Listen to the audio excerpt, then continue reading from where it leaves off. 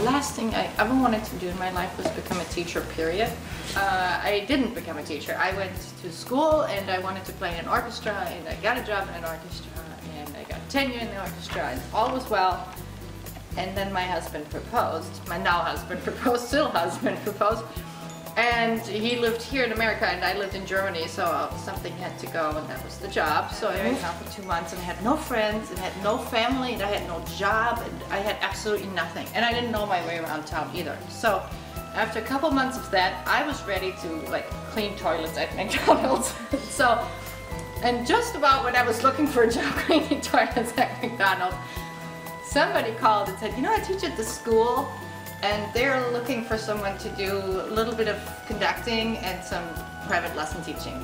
Might you be interested? Absolutely! Love teaching! Always loved teaching! Totally interested. So they really needed to have somebody right away. And so I interviewed and I got the job right away. They said, you know, if it works out, you do the winter concert, which was 10 days away. This was Thanksgiving. Then you can do the second semester, and if that works out, then maybe you do the next year. So I'm still here, it all worked out. But it was a little high stress just because I'd never been to an American high school before, ever.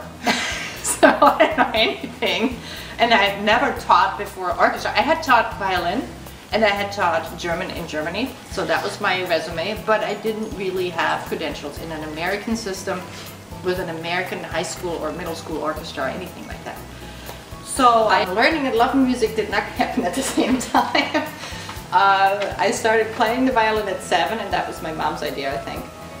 And it was okay, you know, practicing is great. And I played by myself, so it wasn't really, you know, loving it until all the way I was in college. That's when I really actually committed to being a musician, and not just do it because I love it, but I really actually became a musician with everything that it comes with, which is kind of the good and the bad and the ugly. So that was in college. But really, you have to, I think, have a certain level of skill before you actually love it.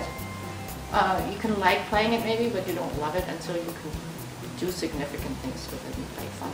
I'm so glad I became a teacher. I mean, the reason why I've done it for so long is because I actually really love it. I would never have lasted this long otherwise. So, no, I didn't. I had to be dragged there, but then I was thrilled. I'm thrilled still. Do not go near the sound. Mimi, ready? Shh. Oh, no. Now you just look very disorganized. That's tragic. Nobody wants to see that. Ready?